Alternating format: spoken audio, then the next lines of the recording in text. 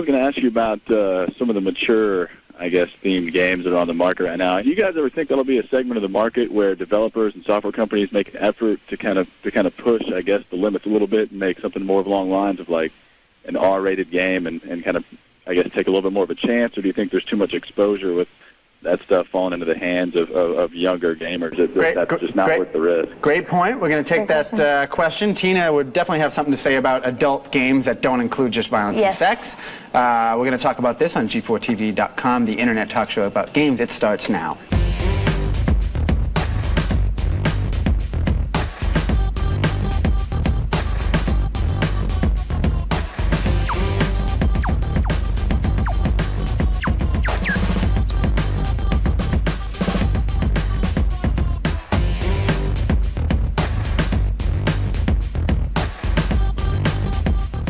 And we have a caller on the phone asking about adult games, not necessarily violent, gory, sexy games, but adult-themed game. But before we get into that, I want to introduce Tina Wood. How you doing, Tina? I'm doing great, also known as Puddin'. In chat. In chat. And then this one over here. What's up, Laura? Hey, Laura. Thug in chat. If you want your voices heard, message me, and we'll say your comments and questions on the air. Sure. Now, caller, tell us again what you're interested in finding out whether game developers will make games that are for adults, but not necessarily like Grand Theft Auto, bloody violent, more like stimulating storyline games. Right. Right. I mean, I guess when you look at the market right now, there's so many people that have been playing games for a long time that are certainly over 18, you know, and allowed to go and see or whatever you want to call it, R-rated movies. Right. Just want to, you know, get your guys' thoughts on whether you think that's a part of the market that'll ever be explored as far in terms of, like you said, you know, I mean, it doesn't necessarily have to be you know, super gory or you know, lots of nudity in it, but it certainly could cater to a more mature audience. I think that what happened over the past year with Grand Theft Auto being such a huge seller, despite it being violent and gory, I think that sends a message to other publishers that, first of all, it's not off limits to go after adult content. The question then becomes, can you make a game for adults that doesn't go down to the blood and gore level? That's something that you'd like to see, Tina. Yeah, right? I mean, I want to see more of that. You know, I do believe that we can have mature games that, again, I'm not into the gore and the blood and the violence and the guns. So actually, what was your name? I'm sorry, I didn't catch it. My name's Chris. Chris, I agree. I mean, I would love to see sort of more higher concept games than sort of all the guns, which is, you know, I'm just not into it. So I'm absolutely on the same wavelength as you are, and would love to see publishers. I don't want to say step on the GDA3 But are we talking about bandwagon. like a game like Ordinary People, like where it's like this very serious adult game where you kind of go through a storyline, or are you looking for something kind of like along the lines of like a suspense movie like Usual Suspects, where it wasn't necessarily violent or gory, but it was definitely more of an adult mystery? Yeah, something more like sort of the LA Confidential or the Usual Suspects. I believe it's sort of like it's a stronger concept that maybe a 14-year-old or a 15-year-old wouldn't catch on. So more of a mental game, you know, and all that stuff. But I think actually there's a chat comment here somewhere. Thanks for calling. Appreciate it. All right, we are going to say something in chat. Tiger Claw is saying Max Payne is an adult game, and he says now he hears it's being made into a live action movie. Scratchy over here in chat is saying that he agrees totally. One way or the other, he'd like to see an M game on the box that isn't just referring to how much gore or skin. I think they're underestimating the intelligence and maturity of the gamers out there and just throwing, you know, sex and blood at them, and they want more. I think they are, but I think sex and blood is sort of the majority. So I think, you know, until people start buying those, you know, those higher concept games, we're just going to continue to see. I mean, sex and blood, it works, just like it's sex and blood in movies Maylox in chat says sports games. I mean, they're not an M rating, but it is. But I think that's not the rating. You're right. You know something? The developers that throw in the blood and the violence, I think they're almost cheating in a way, because it's easy to get everyone to go, yeah, that's violent, it's great. But it's hard to make a compelling, story-driven game that's for adults without just immediately going for the shock value of violence and gore. Right, and it's not a recipe that has really worked. So it's a lot of money to put into it if there's no guarantee that you're going to make money off of it. You know where they should talk about this? On the boards. Take it to the boards. If you have an idea for a mature adult game, go to the message boards. We have another caller. We have another caller line for it. Yes, we do. Hello? Hey, hi. What's your name? I'm Kevin. Hey, Kevin, where are you calling from? I'm calling from Charleston, South Carolina. Charleston, South Carolina. It's a wonderful little city over there. What's the gaming scene like in Charleston? It's pretty boring. I actually used to work at the electronics boutique, so I've seen quite a bit of it. Okay. You have a question for us or a comment? Yeah, I have a question about Max Payne, the movie. Okay. Isn't it really just the same old Hollywood formula for an action movie? I think so. Well, I mean, I would actually compare the Max Payne game to the movie Payback, the Mel Gibson movie, where the kind of, the voiceover telling the story in a narrative way. But what was cool about the game was the whole bullet time, which has kind of been done with the Matrix. Right. But not the Matrix. I mean, the bullet time's being done in commercials and stuff now. So again, it's like everyone's hopping on the bullet time bandwagon. I mean, I think it'd be cool to have like one of the Oddworld games become a movie where Abe, falls upon some different world. Because that's something you won't see in a traditional movie. Yeah, and again, we're seeing the same movies. And, something like Spider-Man, going on the whole movie thing is something different because that's sort of this Marvel comic that's been around for 60 or 70 years. But I agree. I mean, I wouldn't go see Max Payne, probably no matter who Max Payne was cast. And who would you like to see cast in the role of Max Payne? Well, I always want to see Russell Crowe cast in any role. Anything. But I guess... I don't know. Maybe somebody different like Benicio del Toro or something. Like go for something besides the obvious Bruce Willis. Right. Bruce Willis is who I would say. Bertha in chat says he just hopes it's as good as Tomb Raider and Resident Evil. Wink. Is he saying? Oh, so he's saying that they're not that good. Did you get a chance to see Resident Evil, phone caller? No, actually, I did not. I know. Well, we'll see. Bertha I mean, we're going to see. I'm sure they'll announce which actor is going to be playing Max Payne, as well as what the premise of the story is. I'm sure it'll tie somewhat to the game. That'd be good to go to the website. We should put up something that says, go vote for who you think should be Max Payne. But thank you for calling so much. We appreciate it. All right, no problem. Thank you. And all your base. All your base, right on, dude. Sputnik in chat said it's not just a classic formula for movie. It's actually a throwback to film noir days with the heavy voiceover and the Brooklyn accent. Malox in chat is saying Carrot Top is Max Payne. I agree. I would love to see Carrot Top as Max Payne. Max Payne, the comedy. When we come up next, we're going to find out what it's like to live every gamer's fantasy, owning your own game studio. That's pretty cool. When we come back with more of G4TV.com.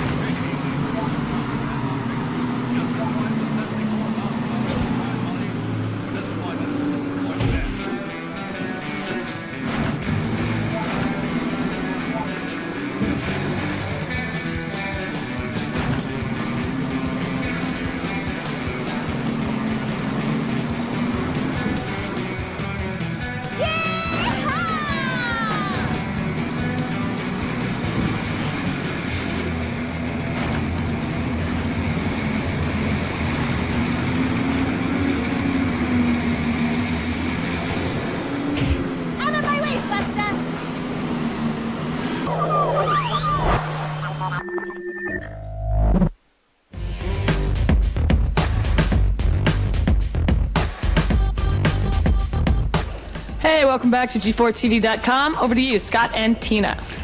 And our guest today is John Botti, an MIT grad with a degree in computer science and filmmaking. His early game credits include RoboCop vs. Terminator for the Sega Genesis, Knockout Kings, and not one but two 007 console games.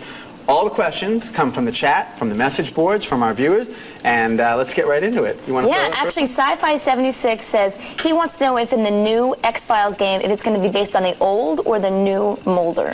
The old Mulder. It's going to be a classic X-Files. It's going to be really, really good. So now Black Ops is developing a new X-Files game. We should clarify because there was another X-Files game that came out. That's right. Full motion video and so forth. Totally different. What are you guys going to do differently? Well, what we're doing is we're taking sort of the sci-fi survival horror genre, and basically putting X-Files into that. So we take the classic characters of Scully and Mulder, and you're able to play as either Scully or Mulder throughout the game. Much like in Resident Evil, where you can play the game twice as one of the two characters. But we're sticking to sort of the classic characters. It's an original story that was presented to us by the studio and some of the other developers that they worked with, and we're basically implementing this X-Files game that's going to be a pretty big world that you can go to, and it'll be similar in control to like a Devil May Cry. Oh, okay. So you can go through that kind of game mechanic, if you will. Well, it's great since X-Files is ending. Now we can continue our... Exactly. Right. The rap party's torn.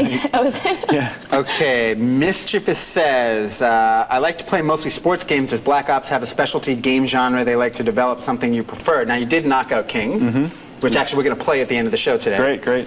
Yeah, we do sports and action adventure. Both those genres are kind of our staple at Black Ops. That's what we really like to do. Those are the games that I like to play, I like to produce.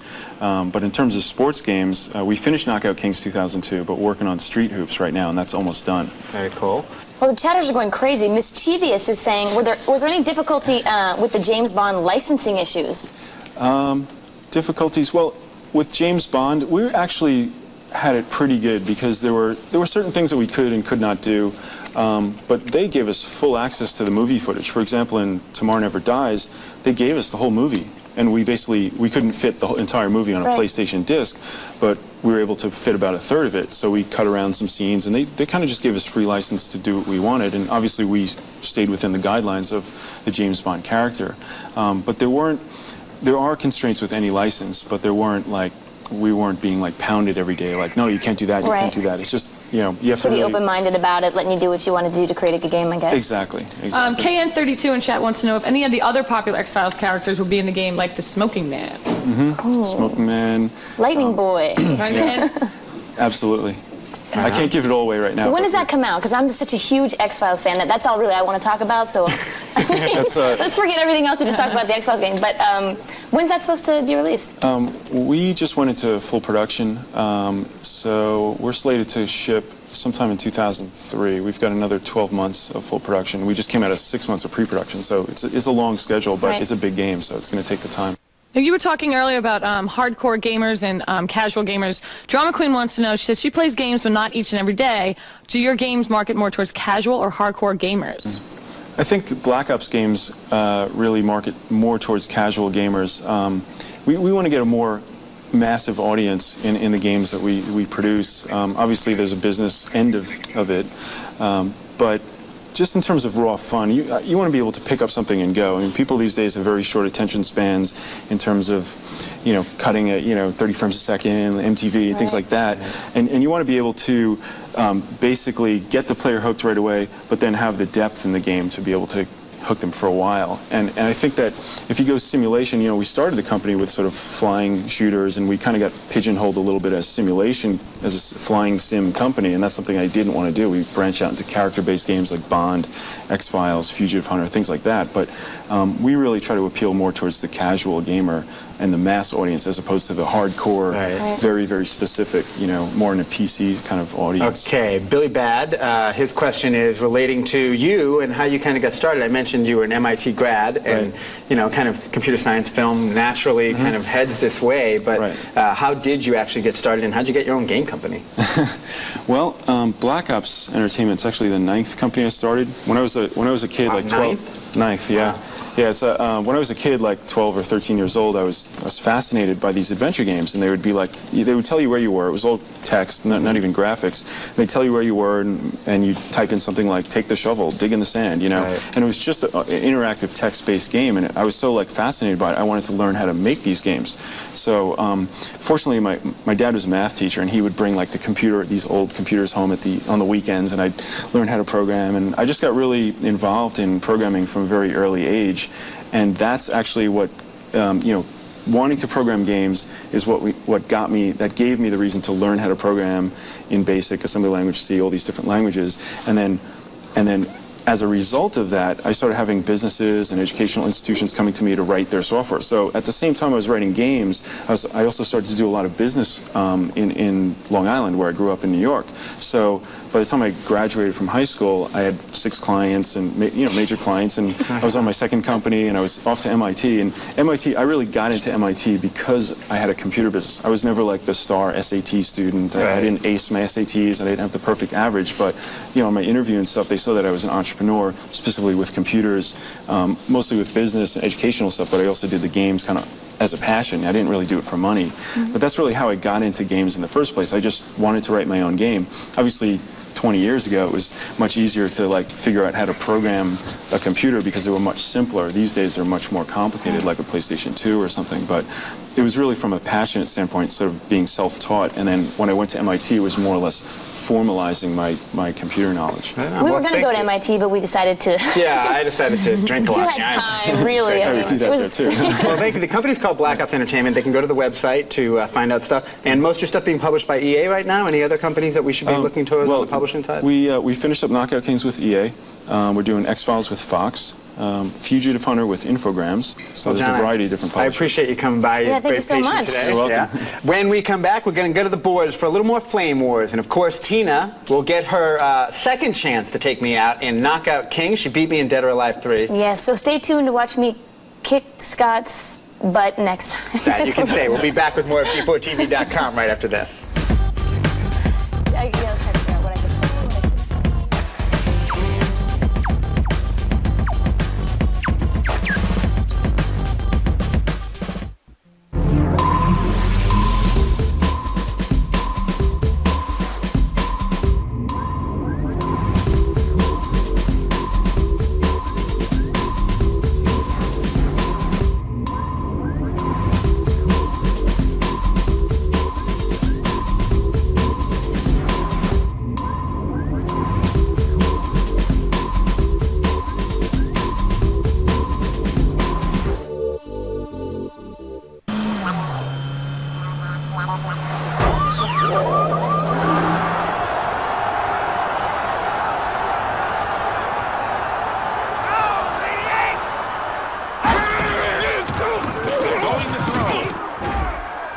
Complete. That pass was completed to Toomer. He wound up with a gain of 11 yards. You know, the defense needs to do a better job of challenging these guys. They look scared out there.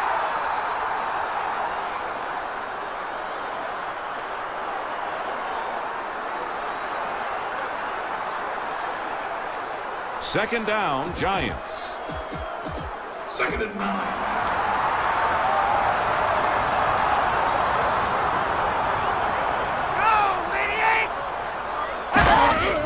The quarterback drops back to pass.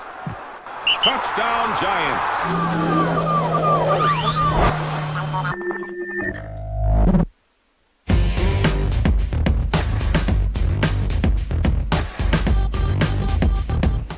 And welcome back to G4TV.com. It's time for Flame Wars, Puddin'. Yes, we have Flame Wars, and this time it's a PC gamer versus the console gamer, right? Yeah, we were poking around the boards, looking for a little controversy, looking to incite a riot between gamers on one side of the issue and the other. And Laura, what are you? Right off the bat, what are you? A PC gamer or a console gamer? I would probably put myself in the console gamer. Console gamer. And Tina? Console gamer. And I'm a PC gamer, but you took a post from the message boards taking your side of the issue. So yeah, my post is actually from Bobo, and it says, I'm a console gamer. I can't afford to buy a new PC every 2 years to play the new games coming out. Plus, I can jump right in and play the game. There's no installation process, and I don't have to download any patches or software. Plus, there's nothing like a big screen TV and a comfy couch. Hard to argue with Bobo. Absolutely hard to argue with Bobo. All of those points are completely valid points. I have a post from G4Me. He says, I'm a PC gamer, hardcore. I don't like consoles much, mainly because of the controller. The keyboard, mouse, and joystick are my preferred input device. I also like PCs better because you can build and customize them to your own needs, and they're more multi-purpose than consoles. PC games also tend to be more complex, which is another plus, and the graphics blow away any console. Now, I would agree with G4Me in the sense that the controls are much better on a PC. You can do a lot more with keyboard, especially for flight sims and strategy games. But the graphics, it's getting a little close. You know, for a long time, I would have to agree that the PC was definitely the best place to find good graphics. But now with the Xbox, GameCube, PlayStation 2, it's getting a little blurry. You know, I associate it not so much like that, but like, I guess being a writer, I'm always on my computer. I have to work on my computer, I have to do research. It's like bringing out the console and sitting on my couch and cracking open a beer or having a glass of wine while I play. It's like an event. It's like my winding down point. It's like having fun. And I feel like when I'm just sitting on my desk and playing a game on my PC computer, I'm missing the whole experience of playing a video game. That's a good point. We got a caller on the phone. Hello. Hello. Hey, what's up? Hey, what's your name? This is Bobby Blackwolf. Bobby Blackwolf Tamburino. He is in chat. He is a longtime chatter. All right, so where do you fall on this issue, Bobby? Consoles or PC? Are you with me, brother, or what? Well, I would probably be a more PC gamer if I had a better chair. I like the console games because I can sit on the couch, like Tina said. You know, I can have my cats curl up next to me while I'm playing the game and getting upset at it or whatever. And, you know, I just have to worry about upgrading my PC to play the latest games, and I don't have to worry about that with the console. I bought the system, and now all I got to do is buy the games. Well, Bobby, I know you a little bit, and I know that you're a role-playing fan. How good... First of all, there are no multiplayer role-playing games on the console right now, period. Right. Well, doesn't that kind of swing your vote a little bit? Well, I enjoy. I mean, I'm a big EverQuest player, so yeah. I mean, I'm both, but I prefer, like, when I come home from a long day at work, to sit down and play a console more than I would want to sit and jump into something like EverQuest. Right. Yeah. See, I totally agree. It's like sitting out, putting your feet up on your table. You know, I mean, who wants to sit in like, you know, an uncomfortable chair where they have to get their work done or their homework done and start playing video games? I mean, I guess a lot of people do, but I guess I'm also not an RPG player. So. I got to believe that the chatters have something to say about this debate. They're back and forth. Needles in chat says consoles are for non-gamers, but here's Captain Inmai, and I'm sure this one is going to just start a little bit of a war.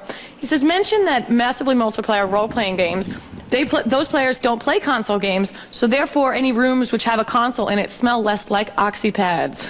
Wow. He's not going to make very friends with that comment, but you know. That is Captain Inmai. He doesn't make a lot of friends with his comments mostly. I don't know. I think that the best thing about PC gaming for me is the level of control that you get, and it really comes down to configuring just about everything, especially in terms of a first-person shooter. Right. You can configure everything from the control setup to the resolution, and not for nothing, resolution-wise, you can really bump up a game to like 1280 by 1024, which reduces what they call jaggies. Right. If you look at a PlayStation games, you'll see those kind of jaggies in between all the textures.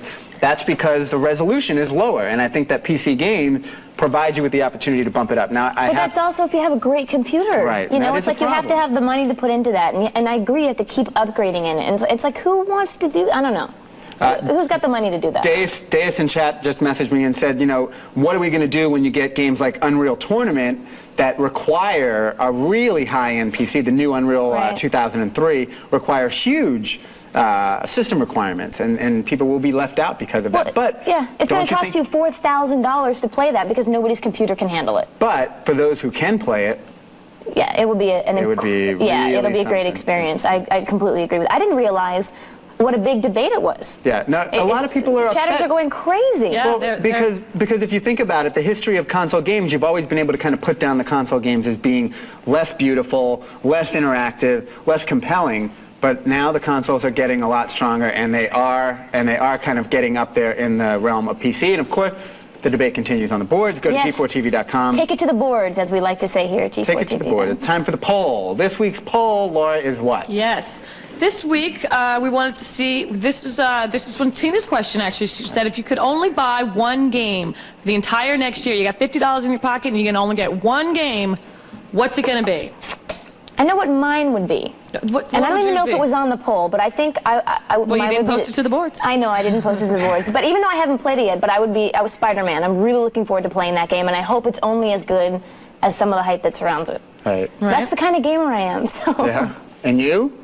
What would be the one game that you would be buying? I think I'd probably go with Doom 3. Yeah. You know, I'm psyched about it. I've been waiting a long time. I would have to go with Madden. The new Madden. It'll be actually toss up between Madden 2003 Sub-Zero in and chat said he'd buy NFL 2K2 again. NFL 2K3, actually, the new screenshots have actually been put into GamePro magazine. So if you're looking to take a look at some of the next generation football games, pick up GamePro magazine. And that's my pick. Who won the poll? Well, with 5%, Counter-Strike Condition Zero came in. Delta Force Tech Task Force Dagger, came in with 15%. That's Next Nova look Logic game. forward to game was Unreal Championship 2003, 20%. Hey, coming in number 2, Doom 3 with 25%, and with with a whopping 35%.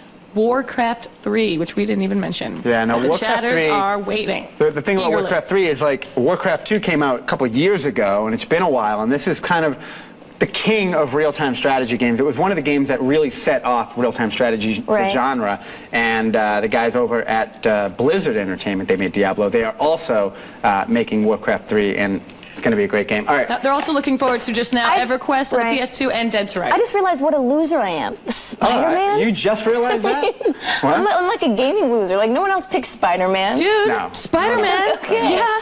Hey, it's time for a little retribution, a little bit of revenge on my part. On a previous show, I was beaten by Puddin' with Dead or Alive 3.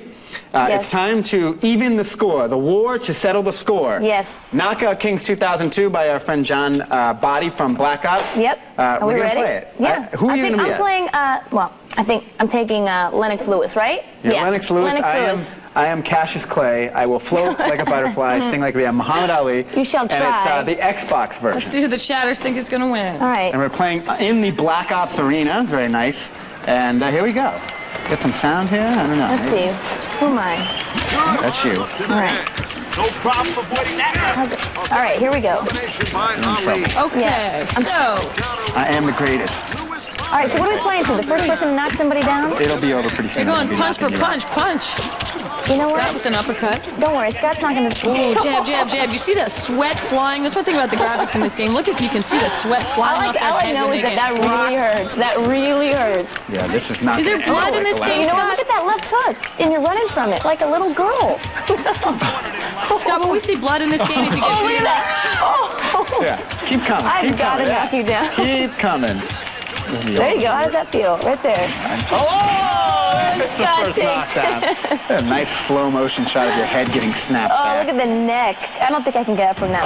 Alrighty, there you go. There's a little revenge, a little even Steven there it's now. so not over. Maybe I'll give you another Please chance. let me keep playing. I'll give you another chance. Hey, we want to thank everyone for tuning in to today's show. Also, thanks to John Botti from Black Ops for joining us, and of course, all these great chatters in chat for showing up for the live taping. And if you have anything you want to contribute to future shows, you want to be giving Puddin' a new nickname, you want to tell Laura that she should change her outfit, you want to tell us what should be on next week's show, head over to the G4TV.com website, hit the board, and give us your feedback. And I think I'm going to give you another shot. No, I'm ready for revenge. Let's go. I refuse to go out that way. I'm probably going to regret this. I'll stay here till midnight.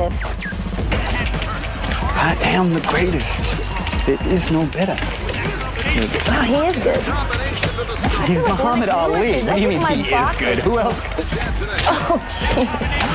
I've gotten 3 hits. There we go. About to go down. Oh, jeez. Again. All right, I quit. I don't want to play anymore. It's a stupid game.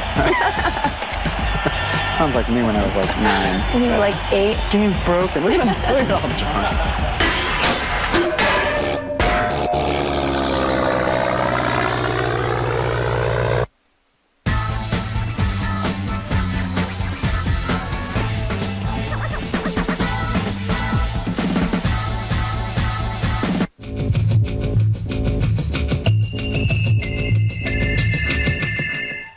Hi. You know those people who go around bragging about how they've visited every continent? Well, I bet money they haven't been to Antarctica, Fedor, Otis, Kunark, or Velius. But I have, and so have hundreds of thousands of others. Our coverage of EverQuest continues today on Portal.